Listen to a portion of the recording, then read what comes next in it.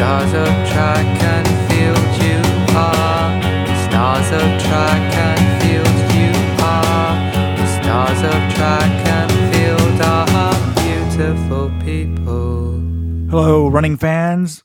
This is Let'sRun.com co-founder Robert Johnson welcoming you to another edition of Let'sRun.com's Track Talk. What a show we have in store for you. NCAAs start tomorrow in Austin, Texas.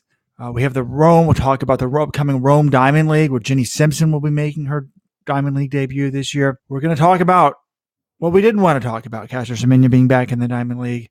Duane Solomon's comeback has begun.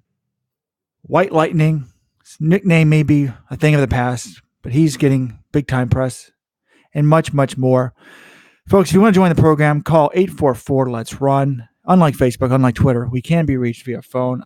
And I am joined, as always, by my twin brother and co-founder Weldon Johnson, as well as our boots on the ground, our ace staff writer, Jonathan Galt, in Austin, Texas, where I will be joining him tomorrow. I'm very upset, folks. They've pushed back the meet by 2 hours. I'll be missing most of the action tomorrow because of my flight. But John, let's start with you. Welcome to the show. One thing we haven't talked about, well, the show's just beginning, so we haven't talked about much, but one thing I didn't mention in the opening was there's a rumor that you've just come back from the Flotrack headquarters.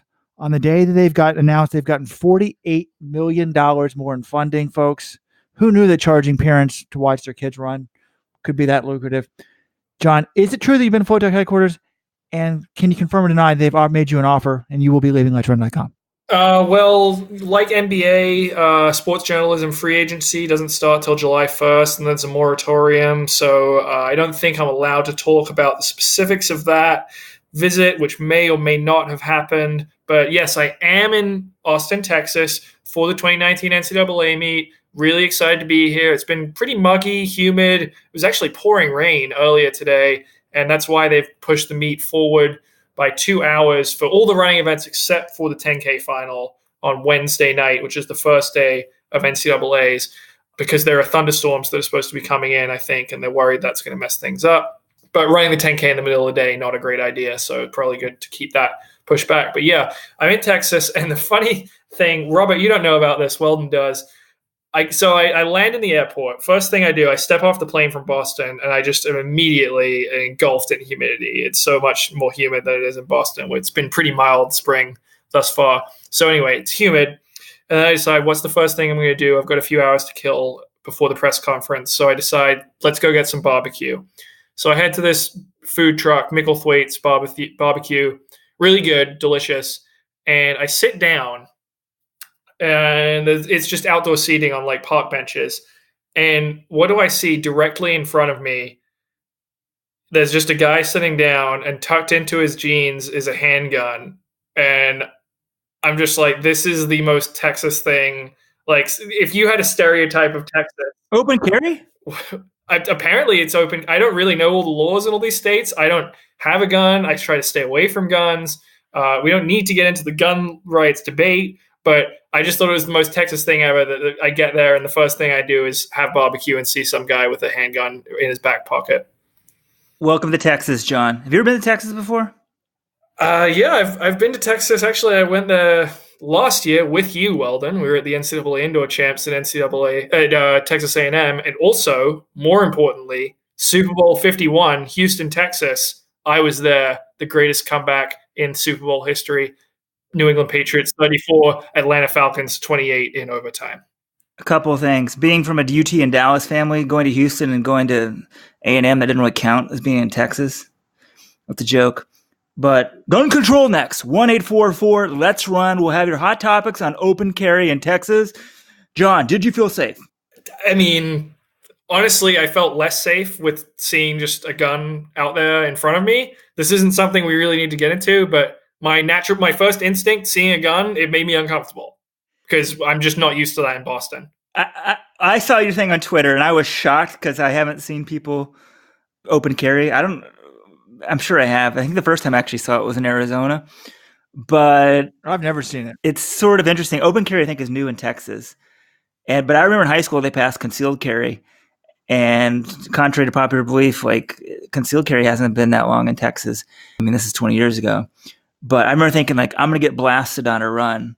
But I think, one, like we're not going to get into gun control, but I think it shows how sort of the knee-jerk reactions people have are wrong.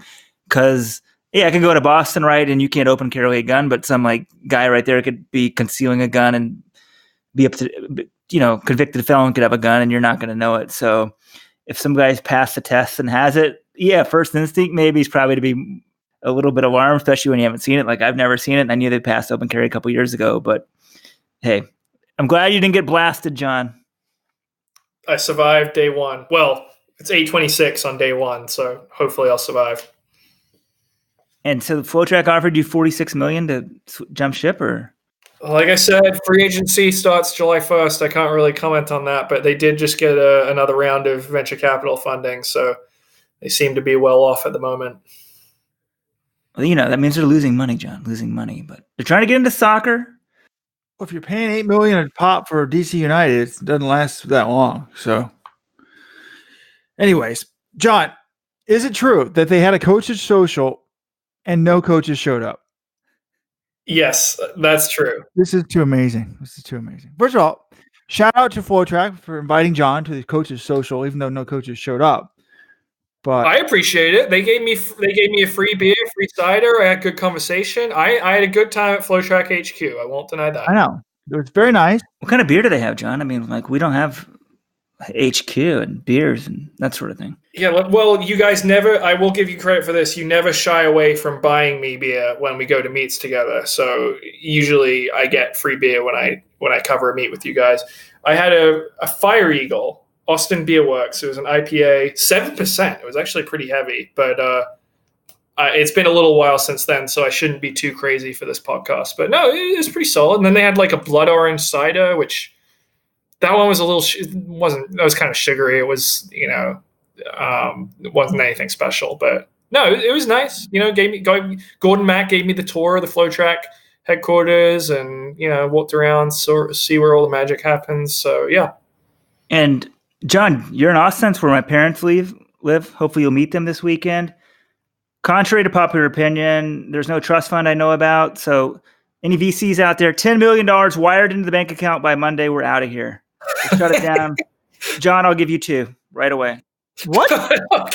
Okay. You're going to give him 2? You guys heard it. This is on the record. That's a binding contract. It's got to be by Monday. 2 for John. No. He gets half of what I get? Oh, yeah. Steve's probably going to want some, and Eric. Just by Monday. If it's by Monday only, John. I mean, John's in Austin. Maybe he can network and stuff. Maybe he met one of the guys walking out of the building today. So if it gets done by Monday, $2 million to you, John. If an unprofitable company is worth $48 million, a profitable company needs to be worth probably $100 million. $2 billion. Excuse me, $2 billion. Anyways, we've been talking for more than 5 minutes. I don't think we've discussed track and field. So can we please?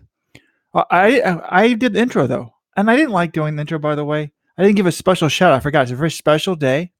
Today, my son turned 18. It's gone by so quickly. 18 months, 1.5. It's a big day today.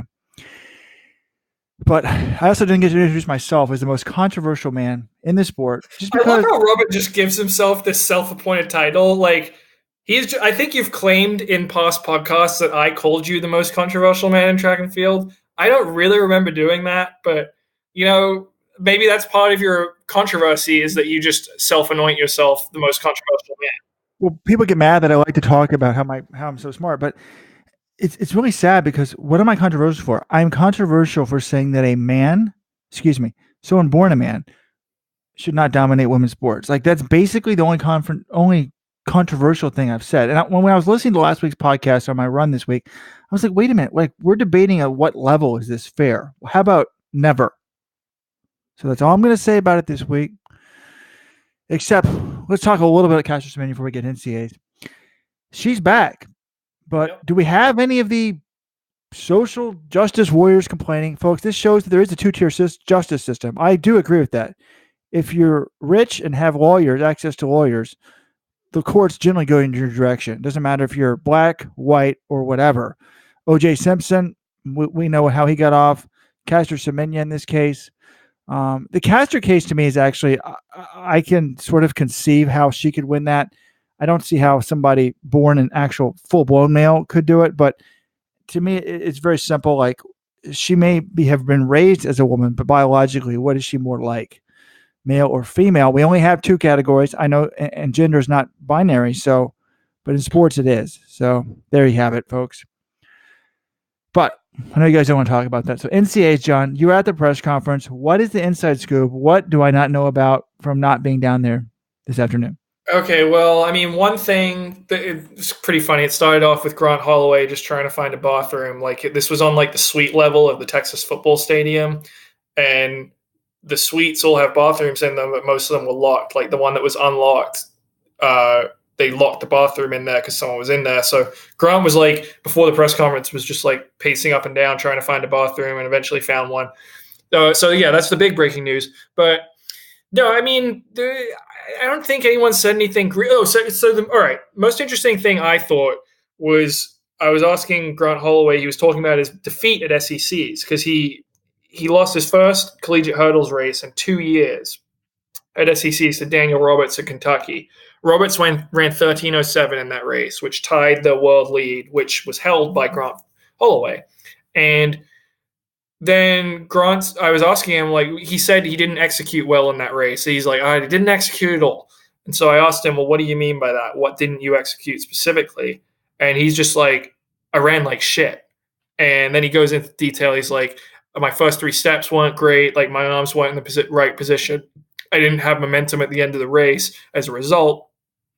And then he's like, and then that's just the stuff that you can see with the naked eye. You know, me and my coach went into great detail studying it. So I thought that was kind of interesting. But I just want to say the idea, Grant, I know you might hold yourself to a high standard, Grant, and you've got 13 flat, the collegiate record from Renaldo Nehemiah, which, by the way, is 40 effing years old. Can you believe this thing is still around? Like, at that time, when Nehemiah broke that world record, the world record was 13:16. He just totally obliterated it, and it's still the collegiate record 40 years later. So totally crazy.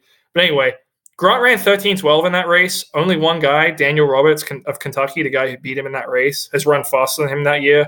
I wouldn't say that he ran like shit, but I think he definitely thinks he can go better, and we might see the first sub-13 by a collegiate in the 110 hurdles ever this week in Austin, which would be great. And also, hey, I don't know if we should have done previews of NCAAs first because, you know, this podcast drops Wednesday, NCAAs start Wednesday, but the finals, people, are not until Friday and Saturday. So don't feel like you can't listen to this before then. But also, we're going to have I got some audio from Bill Simmons on Matthew Boling coming up, so you guys can skip to the end if this is after Friday. But John, you're sort of like talking to Grant like your buddies. I know it's a big deal. Everyone, Grant, Holloway, and John are now Twitter followers. Or no, actually, I assume you already followed Grant, but now he follows you. Big day for John. Yeah, I mean, I didn't want to brag about it, but you just did. So yeah, that happened. But anyway, well, it's funny. We were on the elevator on the way out of the stadium, and he wanted to know where I was from because he noticed my accent. And I told him I'm from England. But then I said I'm from Boston, as I live in Boston now. And he's like, what's Boston known for? And I explained that it was known for clam chowder and also just winning sports championships because we've got 2 in the last year and another one coming with the Stanley Cup. But anyway, and then the other thing, basically, I got away from this press conference. Grant Holloway and Mondo Duplantis, savor these guys this in NCAA uniforms. Like, if you're an LSU fan or a Florida fan, like, enjoy the shit out of this weekend because these guys are not coming back next year. Like, they asked Mondo, are you going pro? And he said, well, nothing's official yet, which is not exactly a convincing way of saying I'm coming back for my sophomore year of college. And Grant Holloway essentially said, you know, indoors, he kind of slipped up and was like, yeah, next year will be Daniel Roberts' year, suggesting that he'll be gone because Grant's only a junior. So I think these two, I mean, they're such big talents. They're both world number 1 right now in their events. It would be foolish for them not to go pro. So I would just say enjoy them this weekend because they're probably not going to be around in the collegiate uniform anymore. Well, one thing I'd like to point out about both the hurdles and the pole vault is not only do we have the world number 1, we also have the world number 2. I mean, Holloway's tied for world number 1, but in the pole vault, the guy from South Dakota, John, Chris Nilsen is number 2 in the world at 585, and there's another guy in there that's like he's in the top 10 all time for collegiate vaulters. Yeah, Matt Ludwig, who's the 2017 NCAA champion, actually, for Akron. So I was polishing up on my field events and sending John the stats in case any field event guys were there. But So it's really two events on the men's side. We have the top two people in the world in the event. But it's interesting to me. I've got inside information, folks. I have the early results of the Running Warehouse Let'sRun.com prediction contest. So Grant Holloway's a guy that lost his conference meet, yet 86.4% of Let's Run Nation is picking him. Only 12.8% are picking Daniel Roberts to win that race. Very surprising. Grant is like the second biggest favorite. Well, Quincy Hall in the 400 hurdles is 86.3%. So he's tied for the second biggest favorite on the men's side, any event that we did, which was all the running events. And the biggest favorite, in case you're asking, Duane Oduduru of Texas Tech in the men's 200, being picked right now by 96.2% of Let's Run Nation. So there you have it. But let's talk what we want to talk about, the distance events. And the big one is obviously the men's 5,000. That's what we're most excited about. So let's end with that. What women's event, John, do you want to talk about first? Well, the one I'm most excited for is probably also the women's 5,000 because you've got Danny Jones. I mean, she's just a huge talent, really good. The NCAA cross-country champion. And then she was hurt, missed all of indoors, comes back late. She didn't run until April 27th in the outdoor season. And now, she won the Pac-12 title, and she's stepping up to the 5K, and she's trying to take on Wayne Coladi. And Ali Ostrander, who's also the two-time defending steeple champion, she's doubling back from the steeple earlier in the day. I don't think she'll contend, but she's been running really well this year. Like, Ostrander is the NCAA leader in the 10K. She's also one of the fastest 5Ks this year, and she's running this two-time defending steeple champ. So she's just phenomenal. But Danny Jones, Wayne Coladi, I think that's going to be interesting. Also, another race I think is going to be fantastic is the women's 1,500 final, because we've got Jessica Hull here, who is the reigning champion from Oregon. She won the 3K indoors. She anchored the winning DMR indoors. And she, she's she's the favorite in this race. But Dave Smith was texting me earlier today, the Oklahoma State coach, and he was telling me, like, do not sleep on Sinclair Johnson. This is a woman that he told me about at NCAA indoors, and I was like, yeah, but is she really going to beat Jess Hull? And he's like, yeah, this girl can close, man. She's really good. And she didn't end up beating her in the DMR. She came close. I think she did actually split faster than Jess Hull did, but Oklahoma State still lost to Oregon. But then Dave texted me, she's undefeated this outdoor season, undefeated in collegiate competition and solo events in the mile on down all year, so including indoors. She anchored 2 winning relays at Drake, including a 2:02 carry on their record-setting 4x8. She was the fastest 1,500 in the NCAA this year. The Big 12 champion at 800 as well. She had the fastest last 600, 400, 300, 200, and 100 of all the prelim winners. And she was the last person to beat Jess Hull in a 1,500, if you count regionals in 2018. So she's just – here's the thing. She can close really well. She closed in 62 low to win her heat at regionals and ran 409 in that race. If you can run 409 and close in 62 at NCAAs, many years that's good enough to win. So I think seeing those two do battle, and then you've also got Carissa Nelson, who's a former NCAA champion. You've got Julia Rizek from Ohio State, who's the NCAA indoor champion this year. You've got Taryn Rawlings of Portland, who ran 4:10 at regionals. She was 4th in the mile. She had a big PR at regionals. I think there's just the 1,500. If you've got a lot of good women in that race, it's always going to be exciting. And I think we could have a really good one on our hands there. Yeah, the women's meet, there's a lot of star power. I think we have, 3 women that have already won 3 NCAA titles. Danny Jones, Jessica Hull, and Ali Ostrander are looking for a 4th title. John's preview was quite deep. Ostrander is going for her 3rd. Yeah, that's what I thought. So I don't know why we had that, John. I was wondering that. I think you made that the title, Robert. So I'm not taking the blame for that one. I put that in the excerpt, not the title, John. Anyways, my mistake. I apologize, folks.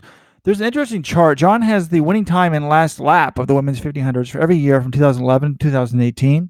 Folks, those typos don't just create themselves. It takes a lot of time. So good work there, John.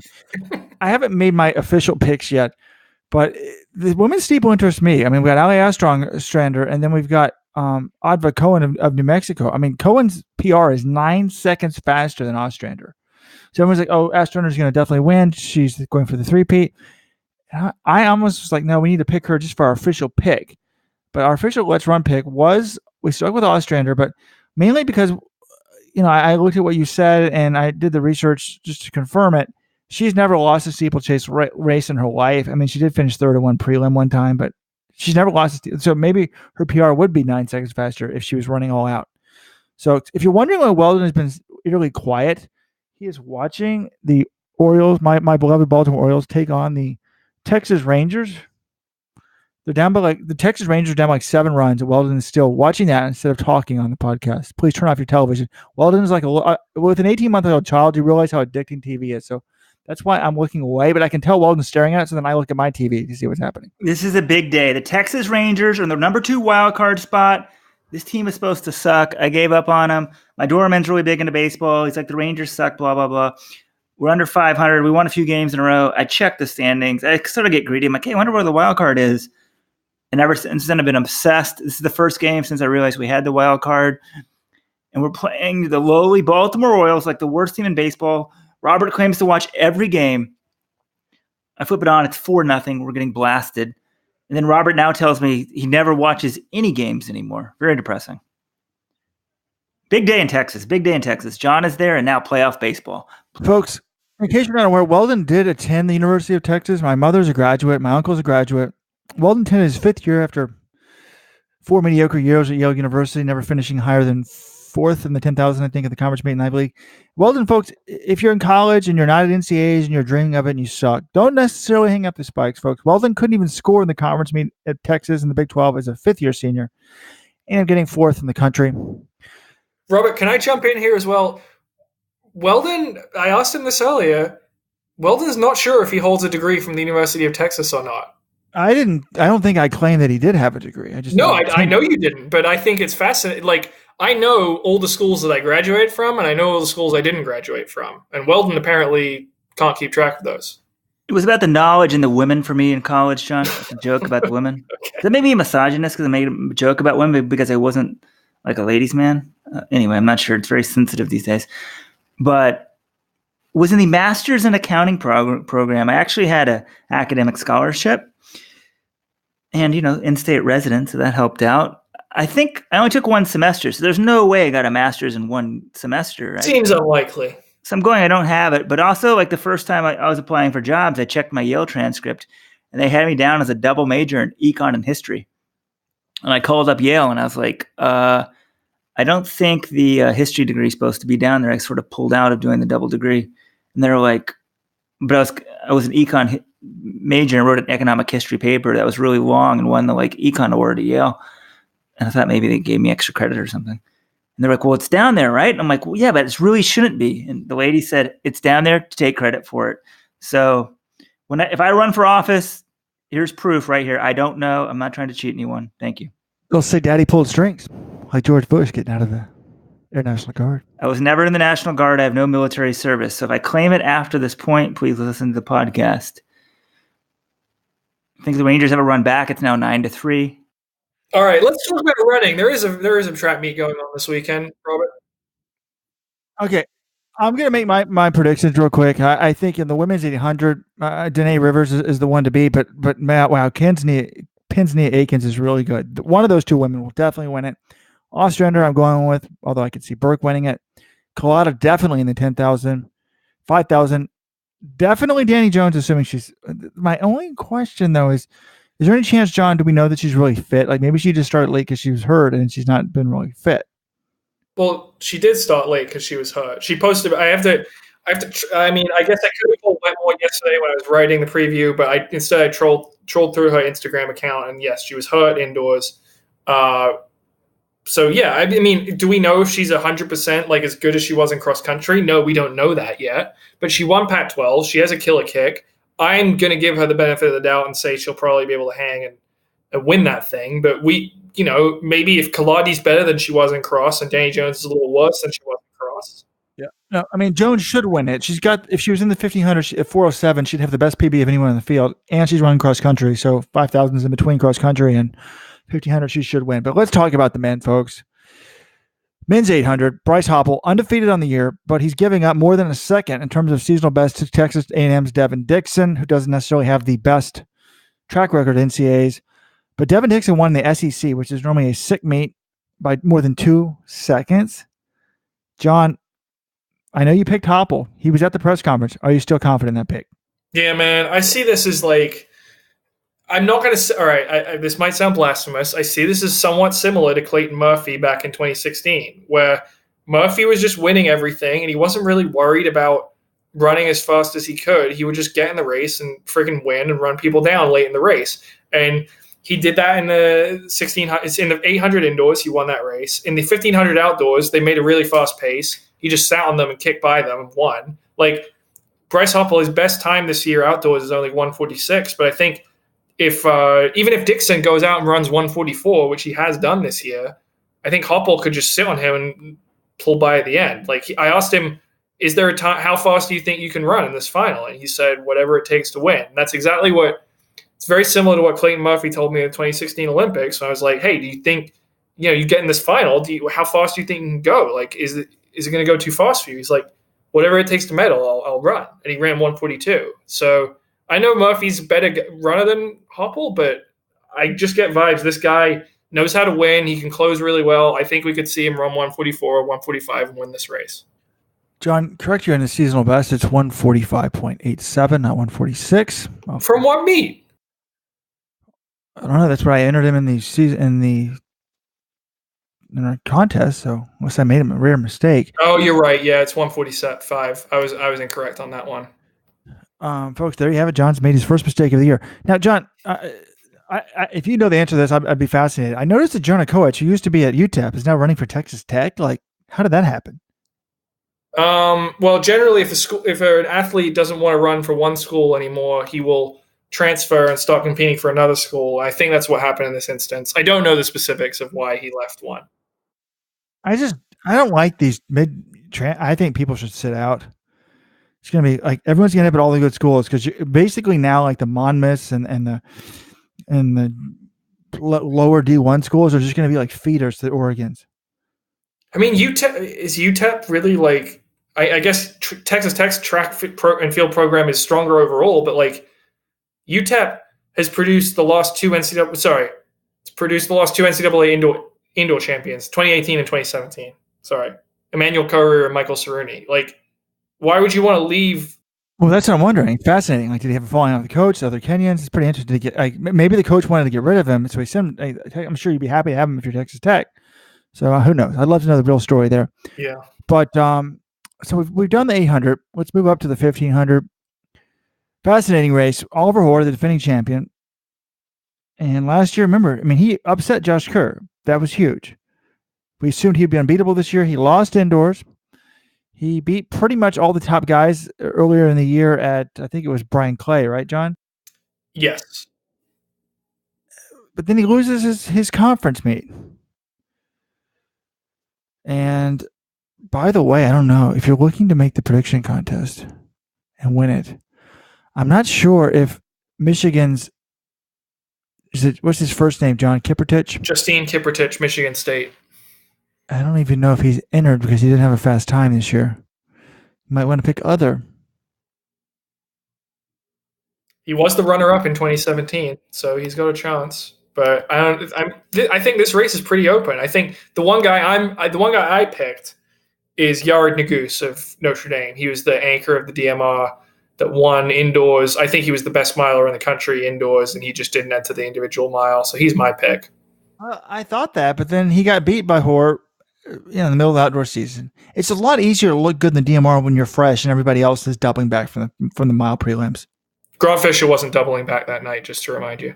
He's not a 1,500 meter runner. Speaking of the prediction contest, if you're not sure what they're talking about, Running Warehouse is the sponsor of our prediction contest. And as all of our contests, probably the last, 3 or 4 years have been sponsored by Running Warehouse. So they're a great partner. And where else can you get free 2-day shipping on running shoes? And they really know shoes. I mean, it's great. But go to the homepage of letsrun.com. You go perfect. All you got to do is pick the top 3 in all the running events.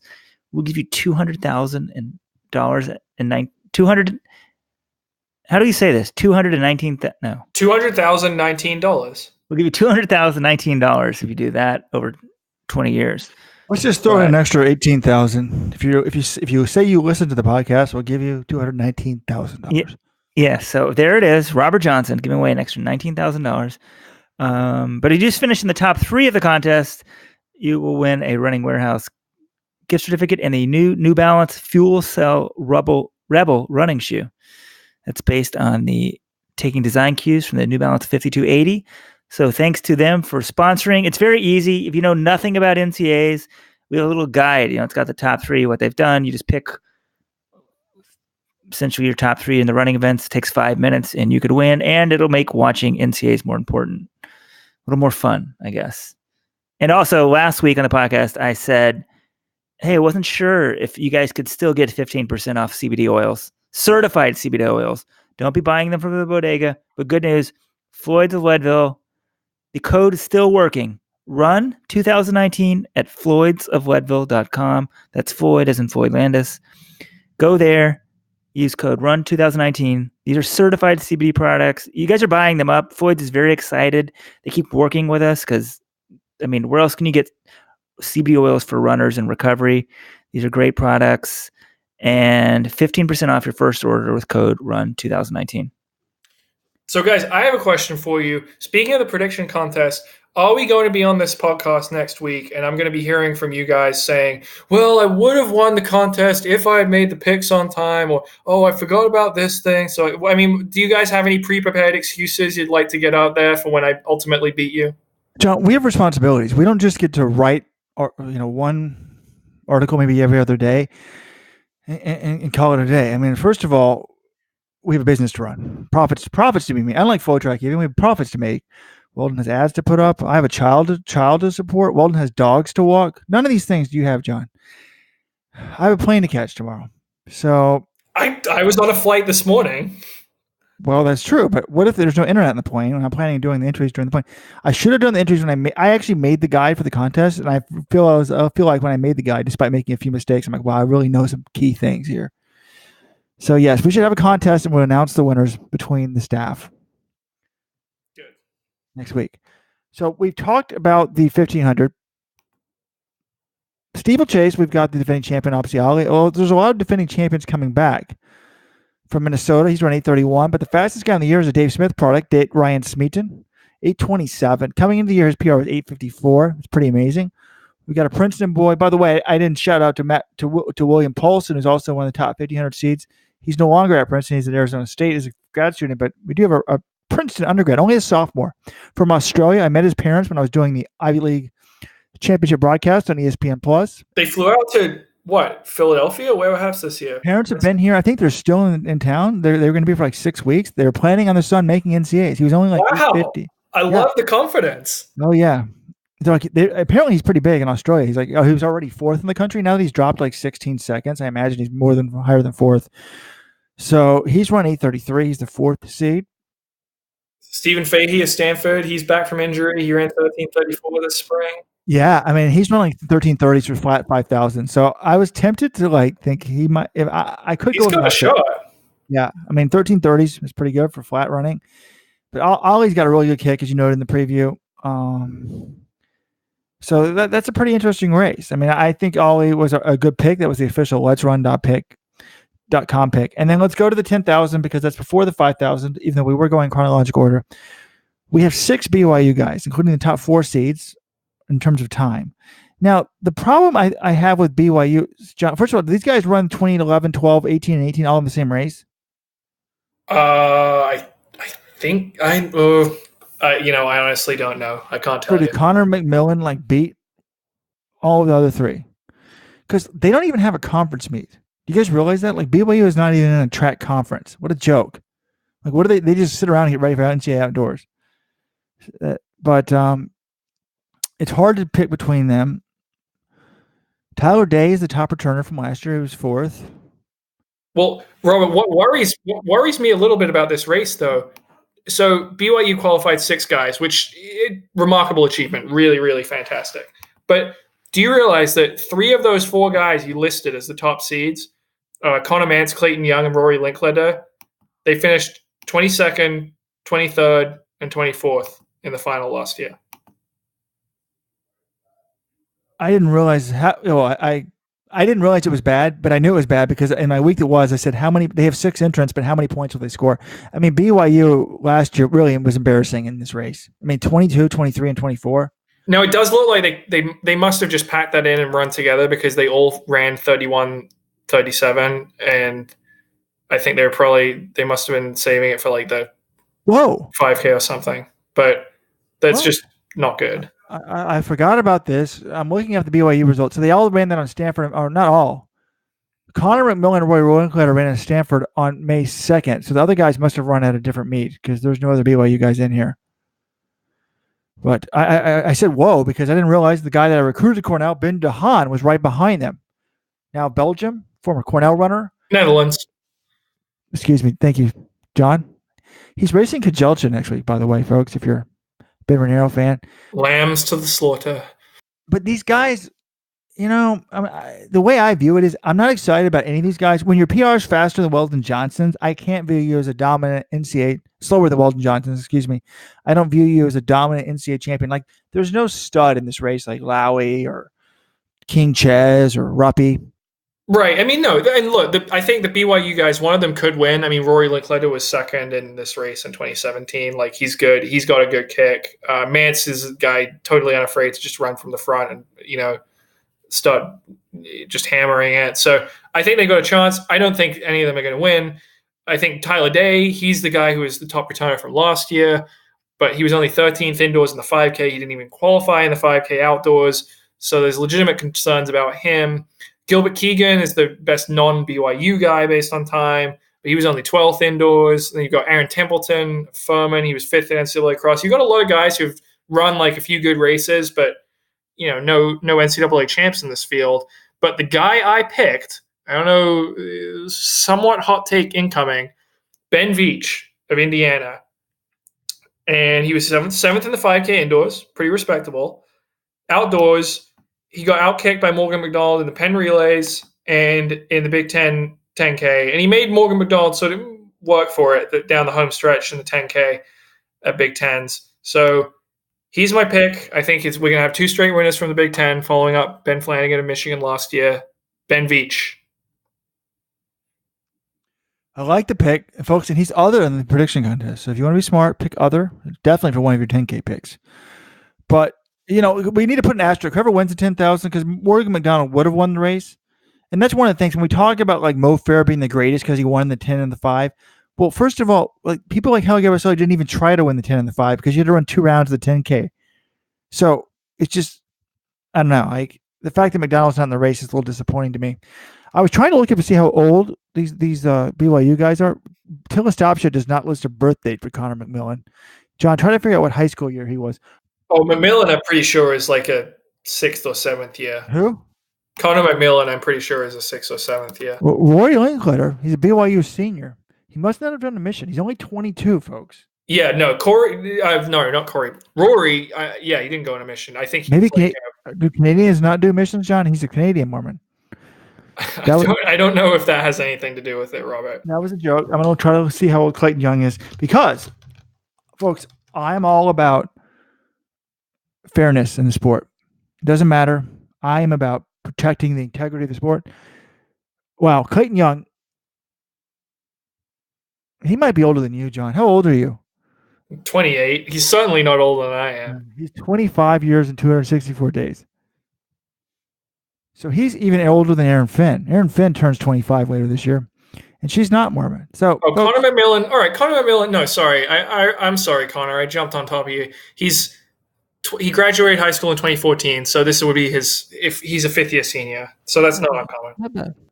So Ben Veach is our upset pick there. And then we go to the 5,000. What a race. Morgan McDonald, he's won everything this year. Grant Fisher, the golden boy, the Foot Locker champ. Was he a 2-time Foot Locker champ, John? 2-time. Yep. When you're a 2-time Foot Locker champ, I fall in love with you if you're American. And born in Canada. Remember that. He is an American citizen, but he was born in Canada. Put a slight asterisk there. But, he won the 5K 2 years ago and then hasn't really done much in terms of run really fast or win anything. since. So doesn't win anything as conference meet this year. But can he got a winner? I think the answer should be no. Morgan McDonald is the heavy favorite for me. But don't sleep on those two, because if Morgan McDonald just thinks, I'm going to sit on Grant Fisher and blow his doors off like I did indoors, well, we have the NCAA mile champion in this race, Jordy Beamish. Kind of surprising that he ran the 5,000, I guess. But I think it's smart. It's going to be hot as hell in Texas. That normally means a slow time, John. He's run 13:31, so he's only 2 seconds off these guys. They've both run 13:29 this year, or Fisher's run 13:29 this year. I mean, McDonald's PR is like 13:13 or something. So he thinks I can stay in it. I'm going to not kick them. So McDonald, I assume he thinks he's. Who do you think has better wheels at 1,500, John? Just flat out, McDonald or Fisher? I think McDonald. We've just seen him. He closed those indoor races. I mean, he had a better kick at Millrose and just didn't have good positioning, and then he had a better kick in NCAAs. But I want to shout out Jordy Beamish for a second here as well, Robert. This is awesome. I read, sometimes I'll read Flotrack. I read their preview at the meet, and I think they had interviewed him on the broadcast, and they asked him why he was running the 5K and not the 1,500, because he's the NCAA mile champ. And he said, everyone would agree the 5K is the strongest event with Morgan and Grant running, and I want to race them. I mean, how can you not love the ballsiness there? That really, I don't root for athletes, but I really appreciate that. I don't like that comment. I'm serious. People talk about sexist stuff. What does balls have to do with courage? Oh, it's just become a euphemism, or I don't think people mean it as a term of only men can have courage. I think it's just become a synonym. Didn't Lauren Fleshman after a race say she raced with balls? Big balls, yeah. But it shouldn't be necessarily, because then it plays into stereotypes. And I don't have a sister, but I always cite my dear friend from Princeton, who was the Hillary Clinton speechwriter. Won't mention her by name, but every week he cites her. Robert is like, I get a joke card saying like, I have a black friend, I have a gay friend, I have a liberal friend. He's just like trying to go out of his way to make sure he's like covering his bases. She taught me, and I used to teach. This is the way I used to teach my young men at Cornell. It wasn't just about running, John. It was about life lessons. When someone would say, "You're the P word," can I say that? No, you can't. Okay. Call someone the P word. I would say, "Oh, he's warm and moist." Like, why is that associated with weakness? So I was actually calling someone on the Let's Run message board, folks. So please don't say I'm insensitive, folks. I am for women's rights, and I'm protecting women's rights by keeping trying to keep people like CeCe Telfer out of elite women's sports. Unfortunately for CeCe, I mean, I'm happy that she's happy, but just don't think that. I mean, we couldn't make this up, folks. All right. So 5K, you're going McDonald, Robert? Without a doubt. All right, Weldon, you've been pretty silent on these picks. Do you have an opinion? Morgan McDonald, Grant Fisher, Jordy Beamish, or other? Who would Robert go with? Morgan McDonald. Yeah, I mean, that's what I want to go with. I'm going to go... Oh, gosh, it's going to be hot. No one's factoring in that. Those BYU guys might get their clock cleaned in that 10K. You guys, I'm being the 10,000 meter expert here. Nobody asked me about my opinion on that one. BYU altitude. I mean, the problem is everybody's from altitude. So, like, who's really used to running in the heat? I don't know. Maybe somebody like Gilbert Boyd or something. He's run 28-25. He's been more used to it. Gilbert Keegan also. I don't know. I think if it rains before the 10,000 meter, it really will help the altitude guys. But I think a lot of them are going to not be used to the weather in Austin at all. But 5,000. Walden's making a good point there, actually. I don't know. I'm just going to go with Beamish to be cool. Yeah, the BYU guys are going to get destroyed in that race because of it. But do you think McDonald's not used to? I mean, he's been in Wisconsin for several years, but he's from Australia. It's deceptively hot in the Midwest of America, Iowa, Wisconsin, though I'm not sure this time of year. He's from Australia, so he's probably more used to it than the mountain guys for sure. Yeah, when he won the Aussie champs in the 5K, probably his most impressive victory, honestly. He beat a stud field before the Commonwealth Games last year. That was in pretty hot weather, and he ran like 13:19. So I don't think the heat's really going to be much of a problem for Morgan. Okay, the NCAAs were last in Austin in 2004, I believe. I want someone to predict tell me the winning time of the 10,000 meters that year. Okay, was that the Dathan Ritzenheim year? It's one of the most biggest memories I have of an Austin, Texas meet. Robert Cheswick was tripped. He got up off the ground. This is Bernardo Gott's brother, and he destroyed Dathan Ritzenheim. I think it was in the 5,000. And I thought this guy, like his brother, was so good. I still would love to. John, you need to do a feature story. And how could this guy? He's got the genetics. He was a dominant champion at NCAAs, and most Kenyans seem to get better once they get out. And he did it. I mean, he. So wait, should I do the story about the guy whose twin brother was a 26 10K runner and he didn't run in college? What about that? I should chase that guy down and find out why he wasn't good. John, I didn't win several NCAA titles. I'm sorry. What was the winning time in that race? 10K. Wait. I'm going to say over 30 minutes because I just think that would be insane. No, not that bad. 29:22. Still pretty slow. Who won it? So it came down to two guys. Yeah, Alistair Craig defeating Robert Cheswick. 29:22. I'm looking at the Let'sRun.com archives. Holy shit, the previews were pretty sparse back then, the recaps. But there is a recap on the website. Coverage is much better, John. Thank you. Glad to know that I'm bringing some value to this. No, but now fans expect detailed coverage. Back then, you're happy to get the results. So it's interesting. Looking at the results, the men's 5,000 in 2004, 15 years ago, Robert Cheswick wins 13:49. Dathan Ritzenheim 13:52. So that was the race. I was remembering correctly. Those guys, look at how far apart they were. Third place, John. Who was third place? Big name. Chris Linsky? Matt Tegenkamp. He's older than Ritz, so I don't know if was he a year ahead of Ritz. I would love to know what year they were. Yeah, because remember they were teammates on the 2001 World Cross team. So Tegenkamp was a year older. And that was Ritz's senior year and Tegenkamp's freshman year in college. So 14:11. So those guys were like 19 seconds ahead of third. That's how good they were. But Cheswick, Ritz and Cheswick was 3 seconds ahead of Ritz, so that's a pretty big margin anyway. Despite falling and losing his shoe in the middle of the race. Jeez. Where are you guys finding these results? I'm impressed. I had to go to the Let's Run archives. I can tell you're not there. I'm on Tillis Stops, Joe. Still a Tillis Topaja. We need to get that guy on here. Tillis Topaja. Okay, let's move on. We have also on Thursday, and we're not going to have time to write a preview, folks. Rome Diamond League, John. It's got some big stuff. I know Michael Norman is racing Noah Lyles at 200, which will be fantastic. But there's some interesting distance races you were telling me briefly off air. What are the big races? Yeah, so men's 800 is going to be good. We've got some American representation in that one. Donovan Brazier, Clayton Murphy. We've got world indoor champion Adam Schott. We've got Nigel Amos. He won the Diamond League opener in Doha. So that's going to be pretty interesting. I think Clayton, I saw him on Twitter. He's posting like he's got this European tour coming up, and he's feeling pretty fit. So I really think I like that Murphy and Brazier are racing each other. Sometimes we'll see like these high-profile training partners will just dodge each other. They raced each other indoors in Boston, and Brazier won that one. They're racing each other in Rome. Anyone leaning one way or another between Brazier and Murphy? Both U.S. champs indoors this year. Guess not. I will lean in favor of Clayton Murphy then. What have they done recently? Is any of them?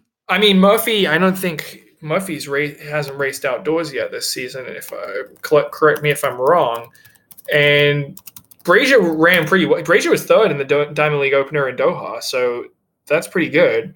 Oh, sorry, Murphy. He ran at Oxy. He won the 800. Didn't look good. I'm going Brazier. Okay. Well, but unless Murphy like sits in the back and outkicks him, like beating him, but doesn't do well. But doesn't run for the win. No, I would expect him to run for the win. We've got another 5,000 on tap. It seems like we just had one in Shanghai, but we've got another one a few weeks later. This is going to be good. We've got Salman Barrega's back. We've got Hagos Geberuet.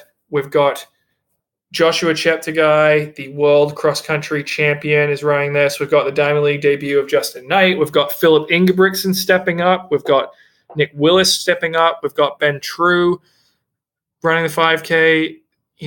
There's no Kajelcha in this one. And there's no Paul Chelimo.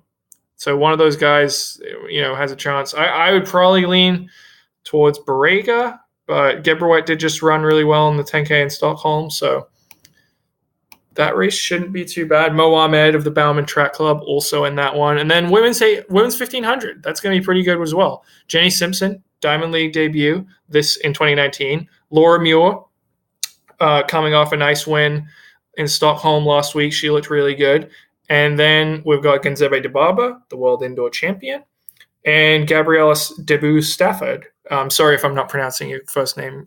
Is your first hyphenated name correctly, Gabriella. You're going to have to correct me on that one. But she ran really well. Canadian record in the 5K last week in Stockholm. How does she do in the 1500? I'm probably going to bet on Laura Muir in that race, but it's interesting to see Gonzebe Dibaba running a Diamond League. It's so great. I'm very excited to see Dibaba in that race. That's 15? 1500. She is the world record holder, right? Or is she second? She is the world record holder. Folks, and Yomir Kajelcha is not in that race, as John said, because he is running Hengelo on Sunday. He's got 12:46. Next best guy in the field is 13:04. Yeah, and then we've also Noah Lyles and Michael Norman. Those two, Lyles ran great in the 100, and in Shanghai got the win over Coleman in 986. Norman ran 43.45 back in April, and then he won in Stockholm last week. They're meeting in the middle. The middle, that's generally Noah Lyles' distance. He hasn't lost a Diamond League 200. Has he ever lost a Diamond League 200? I don't think. No, Weldon's obsessed with him being undefeated for his life. I'm the head of the fan club. He's never lost a Diamond League 200 meters, and don't think he will this weekend either. The fan club, get your membership dues in. We're guaranteeing a victory this week. Guaranteed. But you guys, if anyone thinks it's interesting that Semenya wouldn't try to run the 1500 this week? Nah, she didn't run that many 15. Even when she was allowed to compete without restrictions, she didn't run, and she is allowed to run the 1500 right now. But even when she was allowed to compete, she only ran the 1500 sparingly on the Diamond League circuit because she can just clean up in the 800. So I don't find it surprising she wouldn't run this. And one thing is interesting. John pointed this out. I bet 95% of our listeners do not realize this. In case you're not aware, Semenya is now back in. She's allowed to compete without reducing her testosterone because some Swiss Supreme Court put a stay on the IAAF things. They have not ruled in favor of Semenya. It's just like a temporary thing. It's only through like June 30th, right? So the IAAF has until June 25th to respond to this stay from the Swiss Federal Tribunal. But the problem is, even if the IAAF responds, then once they respond, they're going to respond against it. They're going to argue against it. And then they're going to probably set some date for another trial, which is going to push back it's just going to keep things suspended. But Semenya, this is the only one affected by the suspension right now. That's what I was going to point out. 95% of viewers don't realize this. John points out this only applies to Semenya. Semenya has left her friends, Francina Sabo and Margaret Wambui. They're not included in the court case. Therefore, they are left shit out of luck. So that's what I was saying, folks. If you have access to high-priced lawyers, you can do all right. But honestly, I've said all along, I feel most bad for Margaret Wambui in this whole thing. She has said like she's the only breadwinner in her family. She's not. I bet I would be shocked if her endorsement contracts are like 1/5 the size of Semenya's, being an Olympic champion. Semenya's a little bit more personable. There's more media in South Africa. It's a little richer country. So I don't know. If Semenya's in, I say let them all in temporarily. I would agree with that. I think it's only fair, but I also think it's inherently unfair for Semenya to be. Can we shut Deadspin down? Is there any way we can get this website shut down? I thought they lost like a lawsuit for something, and Gawker was shut down. It's a shame they didn't shut Deadspin down with it. Why do you want to shut Deadspin down, Robert? Because they just keep writing ridiculous headlines about like Semenya and CeCe Telfer, and they're like, the only time people pay attention to Division II sports is when white conservatives want to keep black women down. To be honest, I think that's a fair point. I don't think they're lumping us in that category because we also we don't cover D2 sports that much, but we cover it as much as most we cover it more than the average publication. Certainly running, if someone does something notable at the level, we'll cover it. But yeah, someone like Breitbart, they're never going to cover D2 sports anyway. I think it's... Just the headline. CeCe's Telfer's national title emphasizes the catch-22 of being a trans athlete. And the gist of the article is like, no, that people only talk about it when you win. Well, yeah. But the reason also, the only reason why we pay attention to D2 is it's not about D2. It's about what could happen, Right. particularly if there's no rules. And again, folks, it's been another week. The NCAA has still not gotten back to me to confirm what we know is all true. There is no testosterone limit for a transgender person. So as long as you have a doctor's note, you're good. There's no verification that we've proved. There could be, it's possible there's some sort of verification. I don't know that there's no, but I sent them a simple email statement saying, please say this statement is not true or not, and they refused to get back to me. So classic by the NCAA. In terms of Deadspin, I mean, this article up now, one, it quotes you, Robert, your article on CeCe Telfer, and sort of gives you some credit because it doesn't mention you by name, but it praises your article because you point out how her coach says she's working much harder now, and that's one reason why she could be better. But I just don't like the concept. The writer is Lauren Thiessen, and I just don't like the concept that essentially anyone you disagree with automatically is a bigot or whatever. Essentially, like, I mean, there's just lines throughout it all along. Like, here's one. Given those strong but not unprecedented results, and keeping in mind this is Division II, there's no good faith argument to be made that Telfer is, quote, breaking her sport or, quote, dominating her competition. But the fun thing about being a trans woman is that nobody's trying to oppress you is actually acting in good faith. They're just trying to recapture some of that old God hates fags magic. Particularly after Telfer took home that title, uninformed losers from the dumbest and most racist corners of the internet pushed and shoved to be the first to strip her win of its legitimacy. I'm sure there's some people who did that, but a lot of people did in good faith discuss this issue. And you can make an argument that she's dominating competition. She's the NCAA champion. That's very good. She's at the top of her division. And some people are fine. Like, okay, she's whatever. Some person just finishes one spot lower. What's the harm in that? But other people believe that there's an argument to be made for protecting women's sports. And the good thing is, Deadspin now, Robert sort of joked about wanting to shut them down. And like, they have a history of back in the day, a lot of misogyny and stuff like that. I'm sure people say, oh, you guys at Let's Run are one to be talking. But now they pretend to be the arbiters of like what's woke, and they just love to call out everyone else. And just the fact that this author automatically assumes everyone who disagrees with her is, part of the God hates fads magic.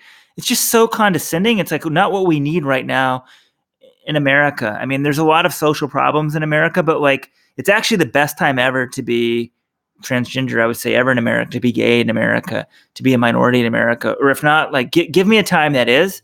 Not that there aren't a lot of problems that need to be solved, but like, we need to get to the point. This is the best time ever to be one of these oppressed people in America. It doesn't mean there's full equality or where we need to be, but like, let's just keep some perspective here and also have facts and have some respect for people who disagree with you. Right. And that's my big thing with the Semenya thing. I complained about this on the podcast before, so I won't go into too much detail, but you're allowed to have an opinion on the Semenya case, and the opinion can be that you don't think she should be allowed to compete. I've spoken to people that I respect who hold that opinion. I've spoken to people who I respect, or I've read from people I respect who don't hold that opinion. I think it is fair to hold an opinion and to have an informed debate about something without someone just making an ad hominem attack or calling you a racist or a sexist or a misogynist. I just think that's not what society should be. You should be able to have a sensible debate about an issue that's very complicated. Well, I don't think it's that complicated in the case of Telfer, but it may be Semenya. I mean, but whatever. One of the commenters did slam back at Deadspin. Deadspin is no better than the crazy right-wing Facebook posters they complain about in covering this issue like it's settled science. It's not even that close to that. But even that poster thinks it's like a nuanced debate. It's not nuanced. Men have huge advantages over women in sports. So just because you transition or in the process of transition doesn't mean that advantage goes away. I mean, here's a question for you, John. Do you know of a single other trans athlete in the entire NCAA? I don't know of any. So we're 1 for 1 in national titles? I mean, think about how many thousands of athletes there are. Yeah, but that doesn't mean that they don't exist. You can't just say the fact that I don't know about them. If they're not relevant, I wouldn't have reason to know them. I agree with your position. CeCe Telfer shouldn't be competing. Related to that, in some ways, the intersex issue and trans, obviously they're different, but they're somewhat related. The IAAF, I thought, had a very good statement in their response to the injunction being put in by the Swiss court. Essentially, they said, look, the Semenya's party just filed this on the end. We haven't had time to respond. But I feel like the IAAF is doing a good job of just putting out their bullet points and talking points. And they have these in bold in their article. The IAAF is committed to the full participation of women in the sport of athletics. The IAAF fully respects each individual's personal dignity. So those are just big points. And then it says, however, the IAAF is convinced there are some contexts, sports being one of them, where biology has to trump identity. The IAAF also believes the right to participate in sport does not translate to a right to self-identify into a competition category or an event. So I think that's very fair. Like in the case, Caster Semenya is a more complicated issue, but CeCe Telfer, biologically, she's a man, and if we want to decide, I think most of us are in agreement with this, but some would say, like, no, at elite sport it shouldn't be allowed. That if she wants to suppress her testosterone to a level that is more common with women, and that's being, verified that she should be allowed to compete. Some people are like, the NCAA has her rules. Clearly she's following them. She should be allowed to compete. But I want to create a fair competition for women. And I don't want someone just to win a sport because they pick what category they're in. And we have women's sports for a reason, and that's to kind of prevent, to have a fair level playing field. Otherwise, there's no need for women's sports. Why don't we just have one category of sports and, bye-bye Serena Williams, bye-bye all these great women's athletes. We would never hear of these people. Renee Richards, who's one of the first people ever to transition in the 70s when we were kids, transitioned and played professional women's tennis. She now says it's a joke and it shouldn't be allowed. So I wish Caitlyn Jenner would get involved in this. We need to have some sanity here, but. Shall we move on, gentlemen? Music Scene Distance Carnival. There's some 800s that Robert wants to talk about here. Duane Solomon. You may remember him, 4th place, 2012 Olympic team, 142, second fastest American ever, over 800 meters. He's now 34 years old. He's attempting a comeback. He ran 155. Dead lost in his heat. What do we make of this, gentleman? Well, I don't think anyone will be mad about you, John, for making fun of him. Yet when I say that Sammy Watson, who was the World Junior Champion in 2016, the NCAA champion last year as a freshman from Texas A&M, has gone pro early and now can't break 205. Well, she did run 203, but she only ran 205 last weekend. When I point out that after she runs 205, I said, hey, I said when she went pro, this was a mistake, that any shoe company signs her. When I point that out, several people in Let's Run are like, why are you being negative? My job isn't to be a cheerleader, folks. It's to be accurate. It's to promote the sport of running accurately, or to report on the sport of running accurately, and to make things entertaining. When you make a bold prediction and it's right, it's entertaining. So sorry to say I told you so. My hot take on this is, I don't know. If he's running, I assume he's making a comeback. John, I said off air, and I may be slightly joking, I think his odds at the Olympics next year are higher than Sammy Watson's. Yeah, I just disagree with that fundamentally. She won NCAAs last year. Like, she was the World Junior Champion in 2016. Duane Solomon, when was the last time he was relevant in the 800 meters? And he's going to be 35 next year. 35-year-old men, unless you're a freak of nature like Johnny Gray, 35-year-old men are not making the U.S. Olympic team at 800 meters. I just don't see it. So Watson, I think she's got a chance to rebound. But, yeah, here's the thing about Sammy Watson. Like, I wasn't a fan of her going pro either. Oh, I was. I knew she wasn't running well anymore, so why not take the money to get it? I guess if you want to just grab the money, and yeah, I get it. I guess I wasn't thinking she was going to be super successful. But here's the thing. She turned pro. We never got any explanation, really, as why did she turn pro in the middle of the indoor season of her sophomore year? When you turn pro with no good explanation like that, when you haven't been, off a string of subpar results, that's worrying to me. What's worrying to me is when any teenage woman doesn't improve. If you have 1 year... one reason she may have gone is her coach, Aline Francique, who recruited her, was no longer at Texas A&M. she wasn't running well this year, and she just kind of starts wondering, like, hey, what else, are there other options? And I'm sure when she decided to go to college from high school, a couple agents probably reached out to her and said, hey, if you ever want to go pro, contact me. And she probably just said, hey, you can still get some money. Go pro now. And she probably said, sure, I'll jump at it. Yeah, well, Adidas has proven that they're willing to take chances on high school runners turning pro out of high school, because you see Josh Hoey did it, Drew Hunter did it. Who? Josh Hoey, he set the high school indoor 800-meter record. He was committed to Oregon, and he turned pro. He's class of 2018. But they've had Noah Lyles, Josh Hoey. I don't even know that name. What is he doing now? He's training with Terrence Mahone, Mission Athletics Club out in San Diego. But they've had big successes. Noah Lyles, huge success. That was a risk. People forget that. I mean, he was fourth at the Olympic trials, so maybe not the same degree of risk as some of these other guys. But to give him a big contract, sprinters didn't do that coming out of college. So that was a risk that paid off. Drew Hunter, that's working out pretty nicely. But Sammy Watson, Josh Hoey, we'll see how those end up.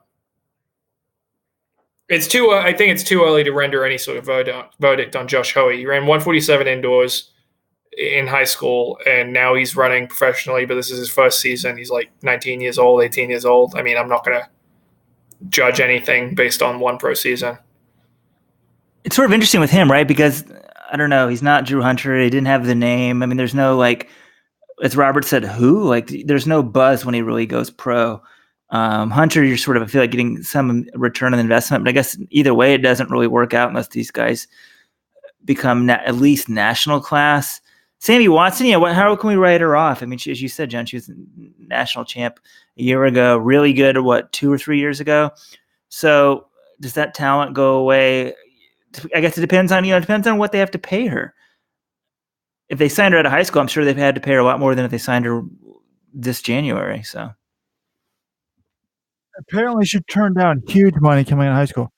What concerned me about Sammy was the 400 speed, 52.69 in 2015. And then last year she was running 54.77. I heard this year she was splitting 55. Like, there's not a lot of training involved in the 400 speed. But how big is the sample size on these, Robert? Like, how often is she running the 400? You're comparing her best time ever in high school versus like tune-up races that she doesn't care. I mean, I don't know. She's running the 4x4 regularly, I think, for Texas A&M. Yeah, it's not a good sign. But yeah, no, I'm not going to totally write her off. But I also think turning pro is a questionable decision, and so far it doesn't seem to be paying off. But we'll see. Okay, I think we're over an hour. We're going to call this a day pretty soon. I'm not sure if we have free Hokas to hand out for our threads of the week or deleted threads of the week, but we still have the Bill Simmons podcast excerpt coming out where he talks about the guy that doesn't want to be referred to as White Lightning, the guy that we're going to refer to as the Blonde Bomber, Matthew Boling. So, Weldon, it's all you. Take it over the podcast, please. I mean, I don't know if we should be calling him the Blonde Bomber. If he didn't like White Lightning, he's probably not going to like that either. I don't know if that could just be a joke, though. It's kind of amusing to me. The Blonde Bomber.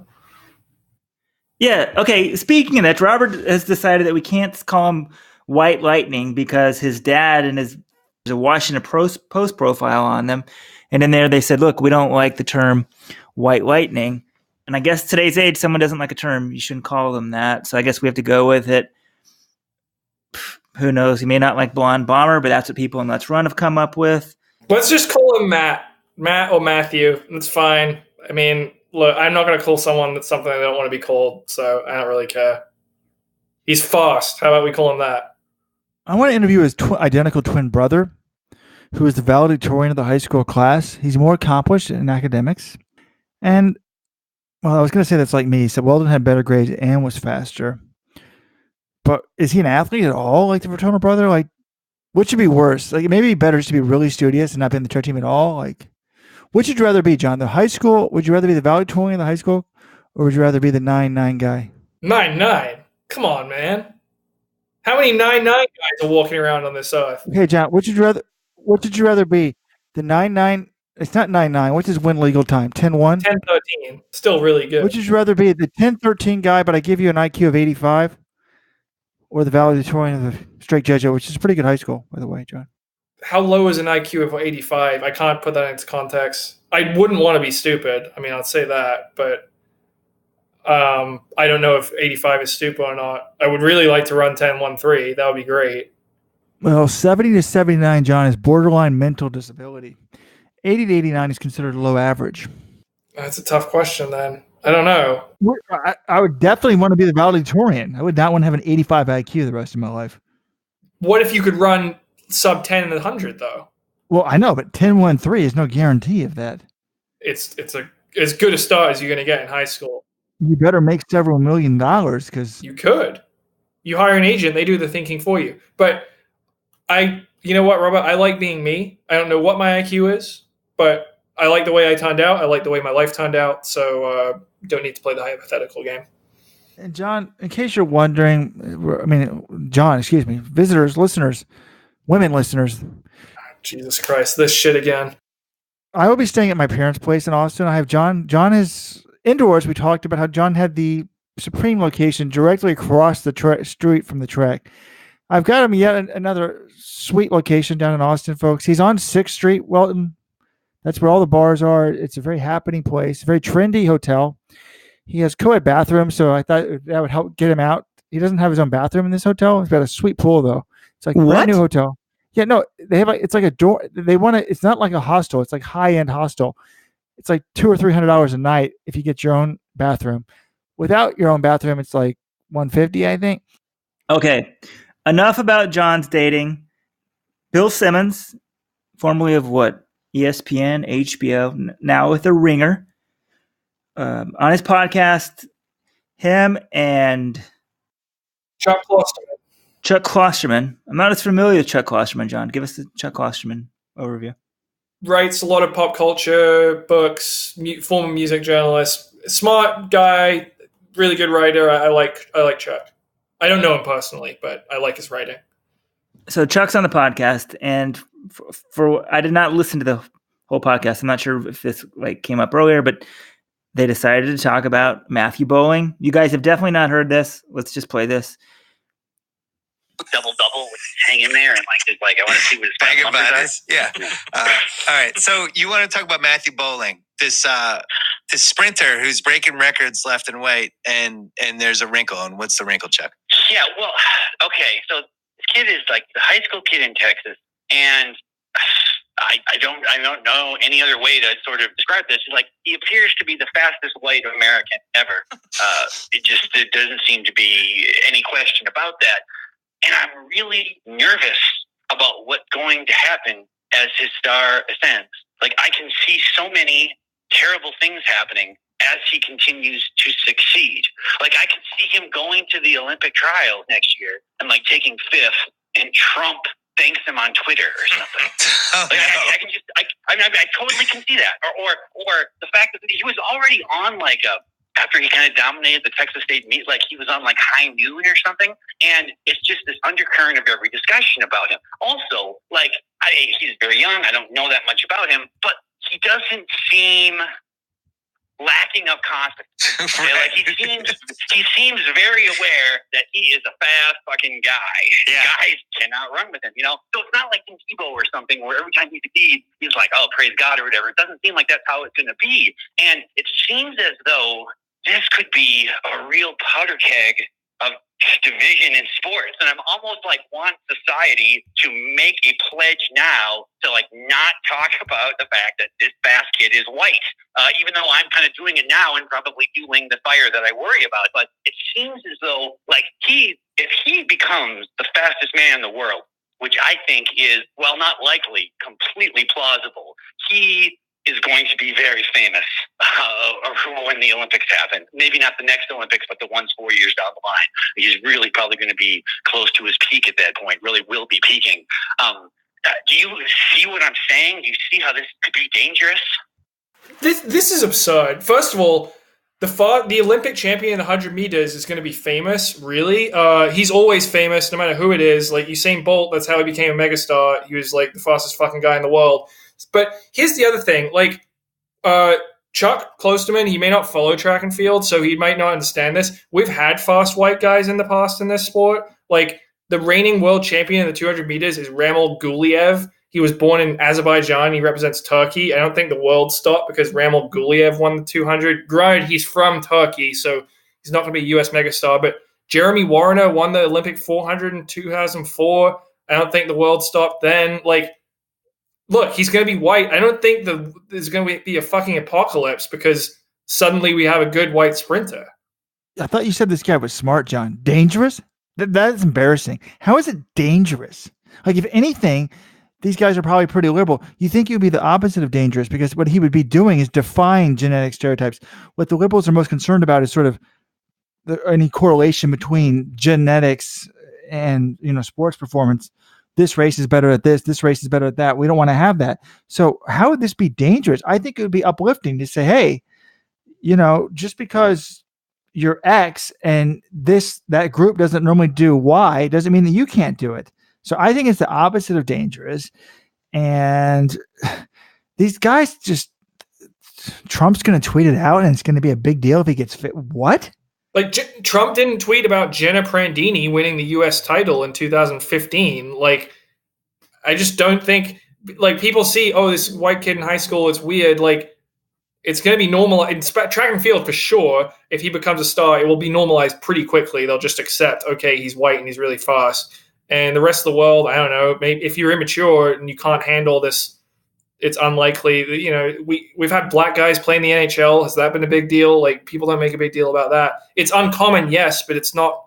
I don't think the world's going to end because we have a fast white guy in the 100.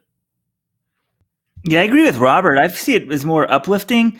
Maybe Klosterman's got a bit of, I don't know, Trump derangement syndrome or something. I mean, I know Trump said a lot of controversial stuff after Charlottesville, and it's pretty just horrible, and people think he's racist. So, like, we don't even need to get in that discussion, but just to assume that if the president of the United States liked what some 100-meter runner did, that, like, the Klan's going to kind of break out. I mean, that's sort of the underlying. I think so. There's a whole political thing on top of underneath this, which I don't agree with at all.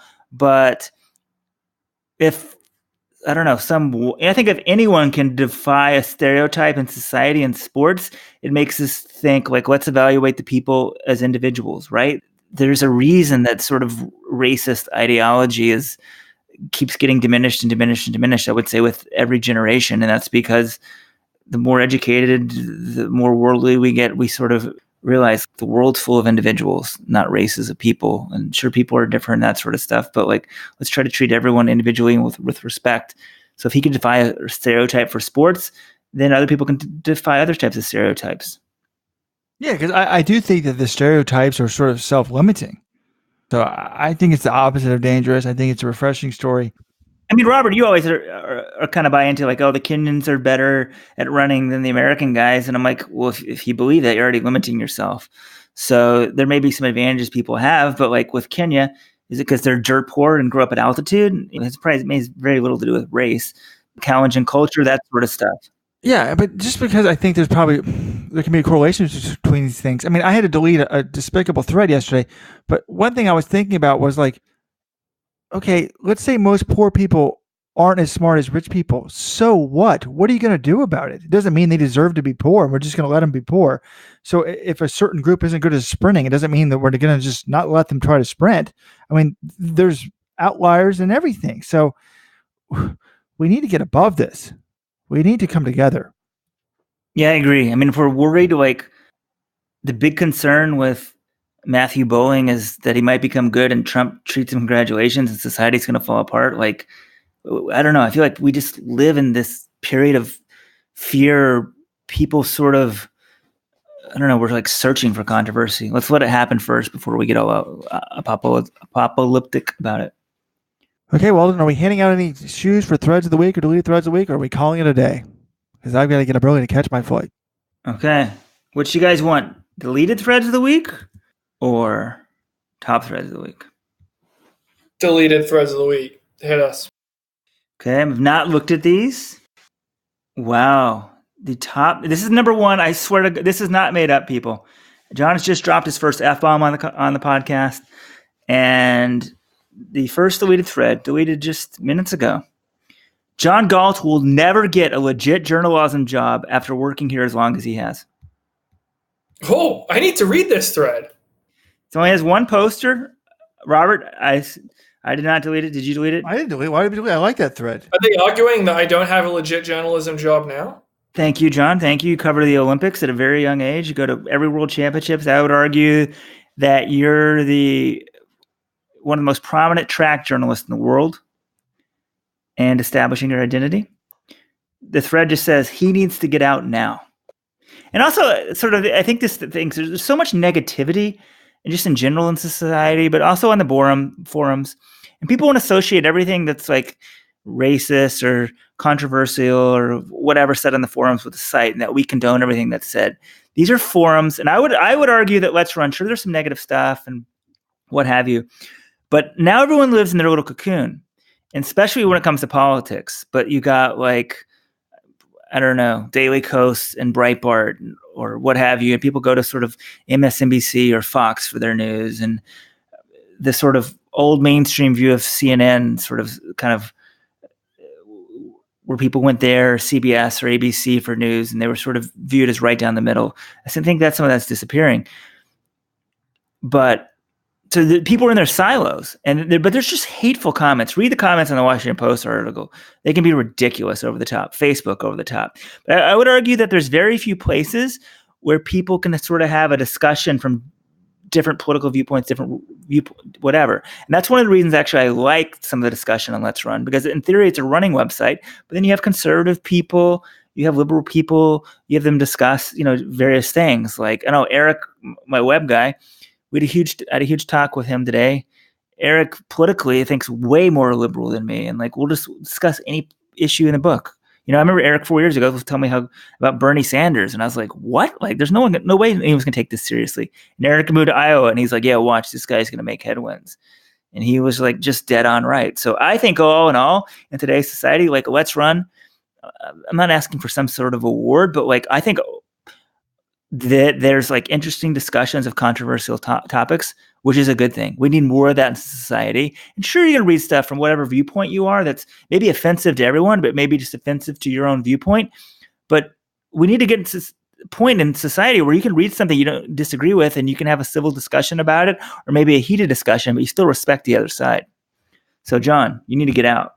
Yeah, well, wait until July 1st. Jonathan Galt, free agency special. See if Flotrack's going to splash that $47 million they just got in venture capital funding. I'm kidding. I love you guys with Let's Run. Stan. Thank you. I'm so happy. This is my 6th NCAAs. I get to do this for a living. I pinch myself every day. It's awesome. Thank you, John. Well, then reduce the salary by 20%. I'm driving down my value by saying I enjoy my job. This is a problem. There's threads about Baltimore. Robert, would you like to comment about that? I think that's the controversial thread you were talking about. The thread had a despicable title. I tried to edit the title, and then I didn't go back to the thread, and then there was like 6 pages, and eventually, when I became aware of it, I deleted it because it needed to be deleted. The people were making broad generalizations, but what's happening in this town is kind of scary. I mean, I'm proud to live in the city. I purposely did move out of the county. I want my taxes to try to make a change here. I'm proud of Baltimore, but when Chris Lear was visiting a few weeks ago with his kids, he stayed right downtown, right on the Inner Harbor. And I told him, I said, do not go 1 block north. My wife, who works down there, said, tell him not to go 1 block north of where he is. And there was a huge sort of riot 2 weekends ago, right where he was. You can see his hotel in the background. So innocent bystanders were attacked on a bike. A woman almost lost her eye. Well, actually, the eye was the night before, so that wasn't the exact same thing. People were running on top of cars, kicking pedestrians in the face, and then getting fist bumps for people from doing it. I mean, this is unacceptable. People are like, oh, it's racial in nature, and white people don't want, or people don't want black people in the white part of town. That's not what this is about. It's about people don't want crime, particularly in the biggest tourist part of town. You can't have that. And this is a true story that I'll tell. I made friends with an Ethiopian journalist who obviously is black. Well, I shouldn't say obviously, but 99.9% of the people in Ethiopia are black. And he won the green card, and he came to live in America. And you have to have a place to stay in America. So my dad was happy to host him in Washington, D.C. He lived with my parents for about 9 months. And he was very proud when he got enough money to get a car, because not many people in Ethiopia have a car. And he needed to come to Baltimore. He drove the back roads. He didn't want to go 95. He came in the back roads, which takes you right through the ghetto. And when he found out I lived here, he gave me a call. He said, "I can't believe you live there." I said, "What do you mean?" He said, "I've never been that scared in my life." He said, "I thought people were going to pull me out of the car and beat the crap out of me." This is just driving in. I said, "Why?" He said, "Well, people were just standing in the middle of the street in the middle of the day, like giving me glares." So this isn't a race issue. It's a law. It's a safety issue. We need to get over that. Period.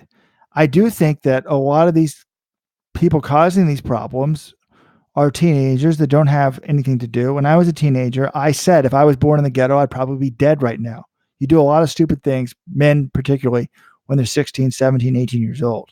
So we need to find things, opportunities for them to do, but letting them start fights. A lot of the fights are with themselves. People say, "Oh, they're bored." So they just pick up a random kid out in the street and just punch him. And then he would run away, and then people would run in the streets. And it was scary. It really was. And it's unfortunate. And we've got a new police chief. We've got a new mayor. So hopefully we can get things turned around.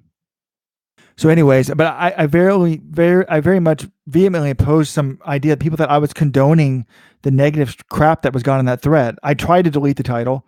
I edited the title to get the offensive word out of it. And then I deleted the thread when I came back to it a couple hours later. So I don't know. A lot of people are commenting that thread. They don't have any idea what's going on. So it's just better that it's not on the message board. So goodbye. Okay, top threads of the week. Some of these kind of overlap with last week because we did the podcast, I think, last Friday? We're now, Tuesday? There was some interesting stuff. Ryan Hall running the 25:58 5K. That was started on Friday, so that's still number one. But the Wisconsin 1,600 female state meet runner refuses DQ, has to get pulled off track. Did you guys see that? No, what happened? She tripped on the starting line. When you click on this thread, you'll see it. She sort of stumbles on the starting line. They DQ'd her, and she refuses to go off the track. And then it looks like an adult male then comes on and tries to physically pull her off the track, grab her off the track. People are manhandling her.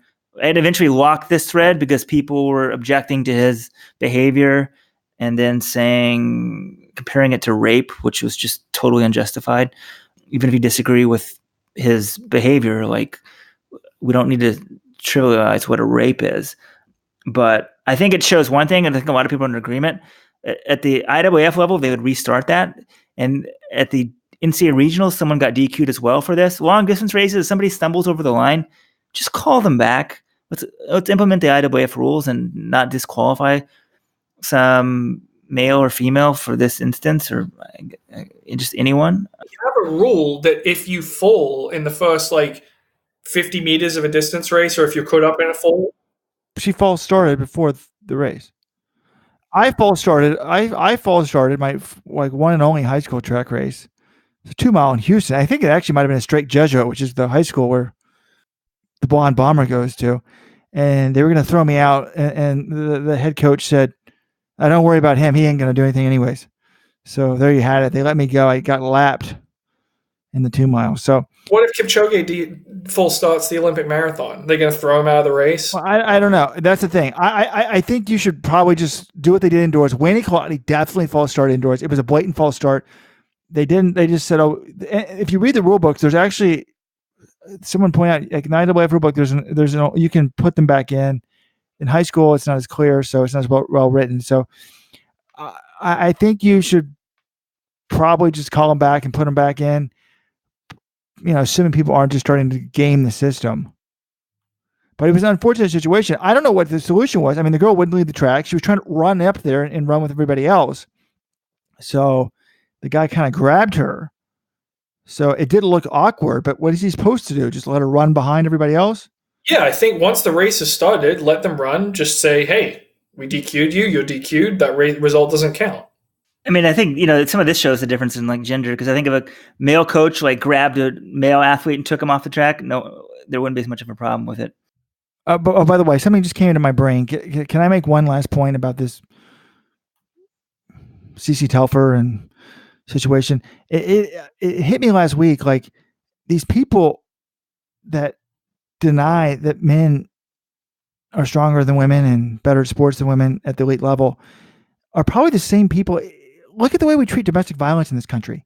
We treat it way more seriously than we do regular violence. Like, if a dude hits another dude, it's not a big deal and nothing ever happens. If you hit a woman, people want you basically barred from society. Like, the NFL players are like, you should never play in this league again if you hit a woman. And it's treated much differently than a regular assault. And why? It's because people view the man has power over the woman. Physically, she can't defend herself to the same extent. I actually think, it amazes me how, like, to what degree that is treated like that. It's way bigger. Most crimes, people are like, well, we got to forgive. And if you did something a long time ago, everyone deserves a second chance. Domestic violence are like, no second chances. Ray Rice never touches the NFL, never sets foot in the NFL ever again. You're done for life. And it's just interesting to me. I would like to email the author of the Deadspin article to see how she views domestic violence. That's a good point. I think most people, though, and also the people who write about this might be the people who are most outraged. I would say actually most people, when you sit down and explain them to them, they get it. They want to protect women's sports. And most people understand basic biology. No, not all men. Obviously, not all men are better athletes than women, but the average man is a better athlete than the average woman. I mean, stronger, faster, that sort of stuff, the average. And at the top of sport, which a lot of people dedicate lives to reaching, that's definitely the case as well. So, a roundabout way to make that point, Robert, which is interesting. We're not going to have a thread of the week, winner of the Carbon Hopa X shoes, but I think we should end on a positive note. And this thread was started by us, but Justin Grunewald reports that he thought Gabe Grunewald was dying yesterday before miraculous recovery. And it's great news. And I think pretty much everyone can agree this is great news. But Gabe Grunewald, the great distance runner who's been battling cancer for years now, she's still with us. I mean, when you read, I think I'll just read this post and kind of somehow, in case people have been off the planet for the last few days, but it just makes you appreciate just how precious life is. I'm just going to read a post from her husband, Justin Grunewald, as he says, read the whole post. And he posted this, I believe, Sunday night? And he said, yesterday was the worst day of my life. I woke up next to my wife to a group of alarmed nurses rushing us to the ICU. Her morning labs had come back, and, quote, they did not look good. Gabe Grunewald seemed a little confused, but otherwise fine. Upon arriving to the ICU, I reviewed her labs with her team of interns and the critical care doctor and immediately ran out of the hospital crying. For medical professionals, then he says what her lactate levels were. She was he says, those values are incompatible with life. She was relatively unaware and at peace. I made the hardest decision of my life with her family and brother to move her to comfort care. I actually got the opportunity to say goodbye to her alone and inform her she was dying. At that time, she did not seem to be comprehending much. Shortly after I told her she was dying, she took a deep breath and yelled, not today. We went to bed shortly after. I felt for her radio pulse all night on her arm with her mother, and I think it's her sister sleeping on her other side. At around 8 a.m., when the critical care doctor came in the room, Gabe woke me up because she wanted to order breakfast. After stopping cares, most of her labs had normalized on their own, and she is now eating a Shake Shack burger out of the ICU. Talking to all my doctors, they have never seen another patient survive similar circumstance. It can only be explained as divine intervention or miracle. Today was the best day of my life. Thank you so much for your prayers. Also, again, thanks to the best friend group in the world for getting you here from multiple states within 12 hours, and to my brother for making the fastest trip ever from Cayman to Minnesota. And then he has hashtag brave like Gabe, running on hope, not today. I mean, if that doesn't give you goosebumps and make you appreciate life and, I don't know, appreciate having a shake with your family, like, I don't know, nothing can. I mean, Gabe throughout this whole thing has inspired millions of people, and now in this state, she's still inspiring millions of people. So my thoughts and prayers are with both them. I share the same opinion, and just to see how grateful Justin is to have just another single day with his wife. Their love is special, and we're all rooting for Gabe to improve and continue being an inspiration to everyone. Amazing stuff. Not being a doctor, the pH value that was listed was 6.9. I've done a little research on it. I mean, you're supposed to be in a coma at 6.9 and definitely dead at 6.8. So it's crazy. All right, guys. Have fun at NCAAs. Robert, tell Mom hello. I will be down there actually next weekend for their 50th wedding anniversary, so I'm not coming this weekend. But I'm jealous. Sexist. Why don't I tell Dad hello as well? Oh, good point. The sexism just never stops on Let'sRun.com. It's just ingrained. It's in my blood. I guess my daddy taught me that. Well, no, you're being nicer. You're being nicer to your mother. You're being sexist against your father. But this is the good type of sexism where you are nicer to the woman than the man. Chivalry's not dead in Texas, John. Chivalry's not dead. You want to hold the door for a woman and a man, but John, just be a little more polite down there. Say hello to strangers, that sort of thing. Drop my name if you get in any trouble. Just drop my name. I'm a legend down there at UT from those 9th or 10th place finishes at the 10K at the, what was it? Was it even the Big 12s back then? I don't think. Big 8s? No, SWC? What conference was it back then? They're in the Big 12. Big 12 was founded in like 96. Oh, yeah, it might have been the first year of the Big 12. All right. Till next week, everybody. Signing off. Let'sRun.com.